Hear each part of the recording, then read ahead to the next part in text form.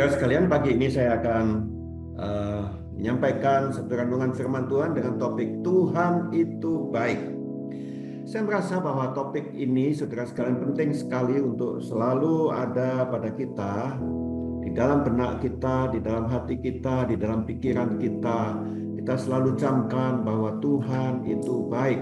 Kita harus selalu mengingat di dalam benak kita, Tuhan itu baik. Karena ketika kita mengingat bahwa Tuhan Allah yang kita sembah itu Allah yang baik, itu akan mengubah, saudara sekalian, situasi di dalam kehidupan kita. Kita akan mengubah, saudara sekalian, yang susah akan kembali kita senang, yang lemah akan kembali kuat. Ketika kita mengingat bahwa Tuhan itu baik. Saudara sekalian, tetapi masalahnya, saudara sekalian, sering kita juga menyanyikan God is good all the time. All the time. Kita menyambut juga dengan kata-kata God is good. Saudara sekalian, bahkan yang terakhir-terakhir ada banyak juga yang kita senang juga dengan lagu The Goodness of God. Saudara sekalian, masalahnya adalah ketika kita ada di dalam masalah, kita ada di dalam pencobaan, seringkali kita justru lupa akan Tuhan, bahwa Tuhan itu baik.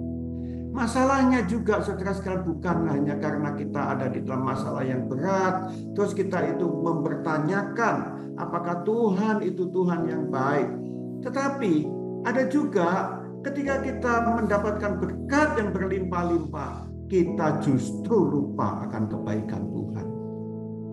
Saudara sekalian, Mazmur 23 kalau kita baca, ya, ini adalah mazmur tentang kebaikan Tuhan. Ini bukan mazmur tentang imannya Daud, kekuatannya Daud yang luar biasa, bukan. Tetapi mazmur ini sungguh-sungguh Daud ingin mengatakan bahwa Tuhan itu baik. Cuman itu saja. Dia ingin menceritakan bahwa Allah yang dia sembah adalah Allah yang baik. Saudara sekalian, Mazmur 100 ayatnya yang kelima mengatakan, sebab Tuhan itu baik, kasih setianya untuk selama-lamanya, dan kesetiaannya tetap turun-temurun. Penting sekali, saudara sekalian, seperti Daud mengatakan, sebab Tuhan itu baik, kasih setianya untuk selama-lamanya, dan kesetiaannya tetap turun-temurun. Kalau kita terus camkan ini di dalam benak kita, maka kita akan kuat. Kita tidak akan lemah, saudara sekalian. Karena Tuhan Allah yang kita sembah adalah Allah yang baik. Saudara sekalian yang diberkati Tuhan, apa yang terjadi kalau kita ini lupa akan kebaikan Tuhan?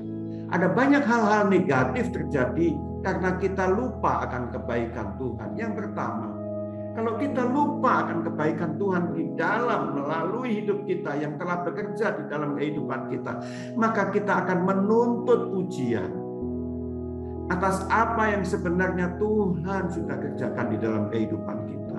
Maksud saya, saudara sekalian, banyak kali, saudara sekalian, ketika kita ini lupa bahwa Tuhan adalah Tuhan yang baik, maka kita akan juga lupa bahwa sebenarnya itulah karya Tuhan di dalam kehidupan kita, dan kita membanggakan diri atas apa yang kita sudah lakukan, kita sudah peroleh.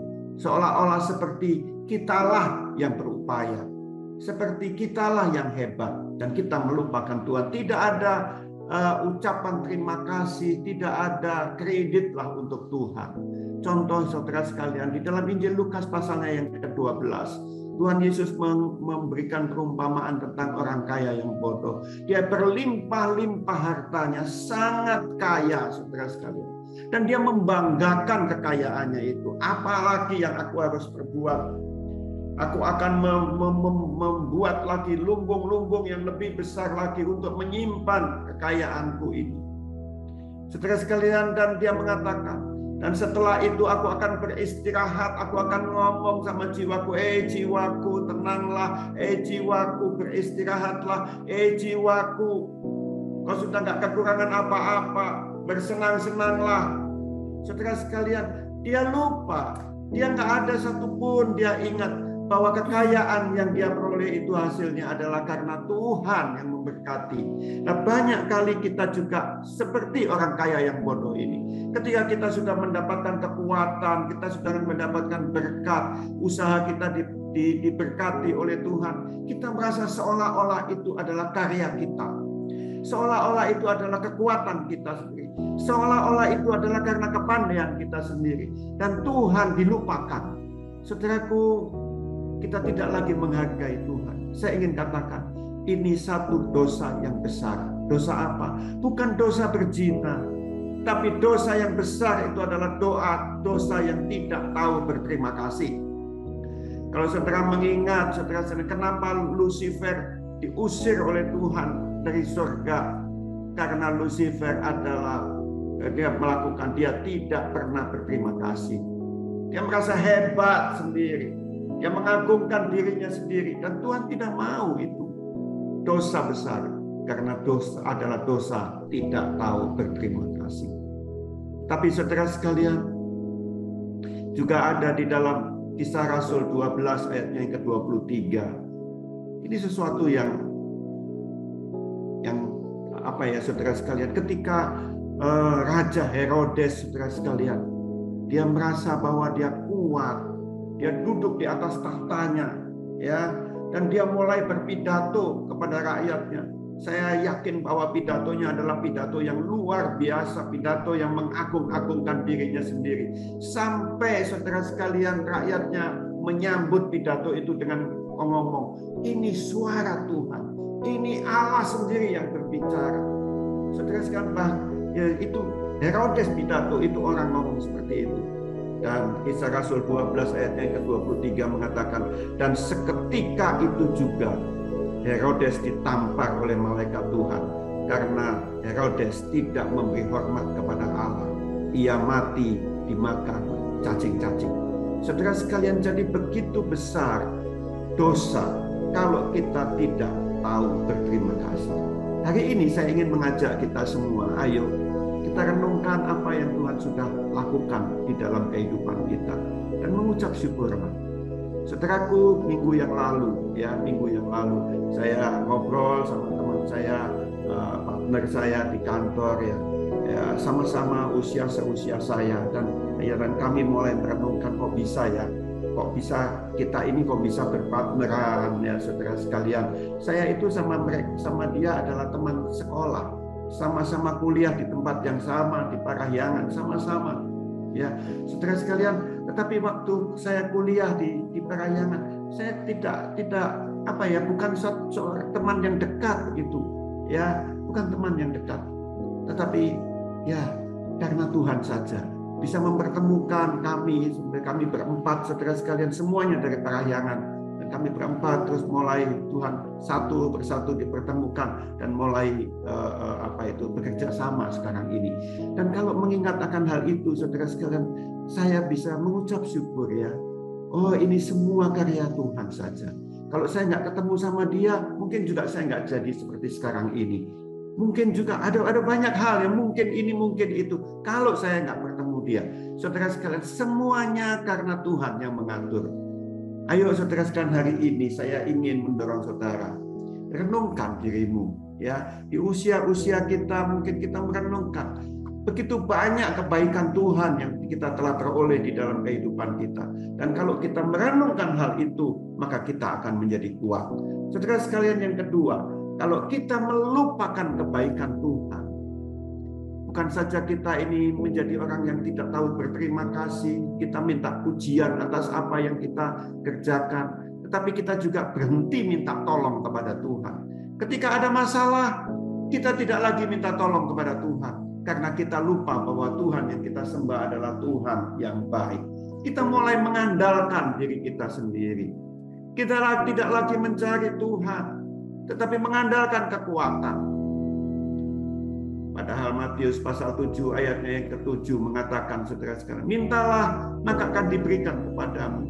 Carilah maka kamu akan mendapat. Ketoklah maka pintu akan dibukakan bagimu. Saudara sekalian, kalau lupa akan betapa Tuhan itu Tuhan yang baik, betapa Tuhan adalah Tuhan yang ingin menolong kita, Kalau kita lupa akan itu, maka kita akan mengupayakan jalan keluar sendiri. Kita akan mengandalkan kekuatan kita sendiri untuk supaya kita bisa terlepas dari masalah-masalah kita. Tapi kalau saudara ingat betapa Tuhan itu baik, kita tinggal minta saja, kita tinggal mencari saja, kita tinggal mengetok saja, dan pintu akan dibukakan bagi kita. Kita tinggal minta saja, dan apa yang kita rindukan akan diberikan kepada kita. Karena itu terjadi kalau kita ingat bahwa Tuhan itu adalah Tuhan yang baik. Oleh sebab itu, saudara sekalian, jangan pernah lupakan ini. Jangan pernah lupakan kebaikan Tuhan. Kalau engkau lupakan kebaikan, kalau engkau lupa akan kebaikan Tuhan, doa-doa yang engkau panjatkan juga doa-doa yang lemah, saudara sekalian.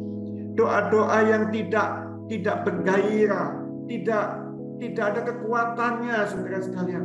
Karena engkau lupa bahwa Tuhan itu baik.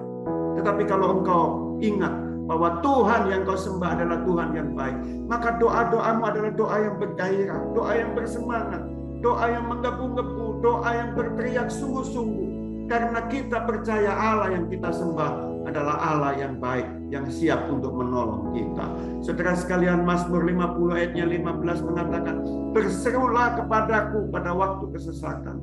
Aku akan meluputkan engkau dan engkau akan memuliakan aku. Berseru kepada Tuhan. Itu hanya bisa terjadi ketika kita ingat bahwa Tuhan Allah yang kita sembah adalah Tuhan yang baik. Tapi kalau kita lupakan hal itu, kita tidak berseru kepada Tuhan. Saudara sekalian, berseru pada waktu kesesakan, dan Tuhan adalah Tuhan yang baik. Dia akan meluputkan kita, dan kita akan memuji Dia, kita akan memuliakan Dia. Ada Yeremia mengatakan, sebab 2 kali umatku berbuat jahat, 2 kali ya. Mereka meninggalkan aku, itu yang pertama, sumber air hidup, untuk menggali kolam bagi mereka sendiri, itu yang kedua. Meninggalkan Tuhan, kata Tuhan, itu berbuat jahat yang pertama. Dan menggali kolam bagi mereka sendiri, upaya kekuatannya sendiri, itu dosa yang kedua, yakni kolam yang bocor yang tak dapat menahan air. Saudara sekalian, Tuhan sudah mengingatkan, jangan lakukan itu, jangan mengandalkan kekuatanmu sendiri, jangan meninggalkan Tuhan, tapi andalkan Tuhan selalu. Saya ingin mengatakan sekali lagi di tempat ini, berkali-kali saya sudah mengatakan, tidak ada satu persoalan yang terlalu kecil sehingga engkau tidak perlu bawa itu kepada Tuhan. Atau juga tidak ada persoalan yang terlalu besar sehingga engkau pikir Tuhan tidak bisa menyelesaikannya. Dia Allah yang besar, Dia Allah yang sanggup, Dia Allah yang mampu menolong. Andalkan Dia. Sesuatu yang kecil bawa kepada Dia, yang besar bawa kepada Dia. Semua persoalanmu bawa kepada Dia, karena engkau tahu bahwa engkau menyembah Allah yang baik, Tuhan yang baik. Kalau kita lupa akan kebaikan Tuhan, yang ketiga, kita akan berhenti percaya. Kita berhenti percaya. Kalau kita sadar, saudara sekalian, bahwa Tuhan itu baik, ya, otomatis ketika kita punya masalah, kita tanya kepada Tuhan. Kalau kita ingat, kalau kita sadar bahwa Tuhan itu baik, otomatis ketika kita punya masalah, kita berdoa kepada Tuhan. Tetapi kalau kita lupa bahwa Tuhan itu baik, maka ketika kita punya masalah, kita akan selesaikan dengan kekuatan kita sendiri. Kita akan ngomong sama teman kita yang lain. Kita lupa, kita punya persoalan. Yang dicari bukan Tuhan terlebih dahulu. Yang dicari tetangga lebih dahulu. Yang dicari saudara lebih dahulu. Yang dicari teman lebih dahulu. Dan Tuhan dijadikan yang nomor 9 atau nomor 10. Ketika si A nggak bisa tolong, si B nggak bisa tolong, si C nggak bisa tolong, baru kita ingat kepada Tuhan. Tetapi kalau kita sadar bahwa Allah yang kita sembah adalah Allah yang baik, maka begitu kita punya masalah, otomatis kita akan berseru kepada Tuhan. Langsung kita berseru. Mazmur 16 ayatnya yang pertama dan kedua mengatakan, jagalah aku ya Allah, sebab padamu aku berlindung. Aku berkata kepada Tuhan, Engkaulah Tuhanku, tidak ada yang baik bagiku selain Engkau. Saudara sekalian, ayo kita terus ingat bahwa Tuhan itu baik, Tuhan itu baik. Seperti Daud berseru kepada Tuhan, jagalah aku ya Tuhan, sebab padamu aku berlindung, hanya padamu saja aku berlindung. Aku berkata kepada Tuhan, Engkaulah Tuhanku, tidak ada yang baik bagiku selain Engkau. Saudara sekalian, Paulus juga mengatakan demikian ketika ada di dalam masalah. Ya, Paulus mengatakan kita malah bermegah juga dalam kesengsaraan kita, karena kita tahu, saya ulangi, karena kita tahu bahwa dalam kesengsaraan itu menimbulkan ketekunan, dan ketekunan menimbulkan tahan uji, dan tahan uji menimbulkan pengharapan. Kalau kita sadar bahwa Allah yang kita sembah adalah Allah yang baik, kita memiliki Tuhan yang baik, maka kita bisa kuat di dalam kesengsaraan kita. Karena di dalam kesengsaraan itu Paulus mengatakan akan timbul ketekunan, dan ketekunan akan membuat kita tahan uji, dan tahan uji akan membuat kita menimbulkan pengharapan. Kita mulai berharap lagi. Oh, ke depan ini seperti apa? Kita mulai berharap lagi. Yang keempat, yang terakhir, saudara sekalian, kalau kita lupa akan kebaikan Tuhan, kita akan menjadi orang yang pesimis menghadapi masa depan. Sebaliknya, kalau kita ini percaya dan kita ini ingat bahwa Tuhan adalah Tuhan yang baik, maka kita akan menjadi orang yang optimis, orang yang berpengharapan akan masa depan kita. Oh, masa depan ini adalah masa depan yang baik, masa depan yang luar biasa. Ya, kalau kita lupakan kebaikan Tuhan, maka masa depan kita pikir itu gelap, saudara-saudara. Tetapi kalau kita ingat, kita berpengharapan dan kita menantikan kebaikan Tuhan. Berpengharapan itu artinya, saudara sekalian, adalah menantikan kebaikan Tuhan. Kita ingat bahwa Tuhan itu baik dan kita tinggal menanti saja. Kapan itu kita bisa sungguh-sungguh merasakan di dalam kehidupan kita. Yeremia 29 ayatnya yang ke-11 mengatakan, sebab aku ini mengetahui rancangan-rancangan apa yang ada padaku mengenai kamu. Demikianlah firman Tuhan, yaitu rancangan damai sejahtera dan bukan rancangan kecelakaan, untuk memberikan kepadamu hari depan yang penuh harapan. Mazmur 27 ayat yang ke-13 mengatakan, sesungguhnya aku percaya akan melihat kebaikan Tuhan di negeri orang-orang yang hidup. Amin.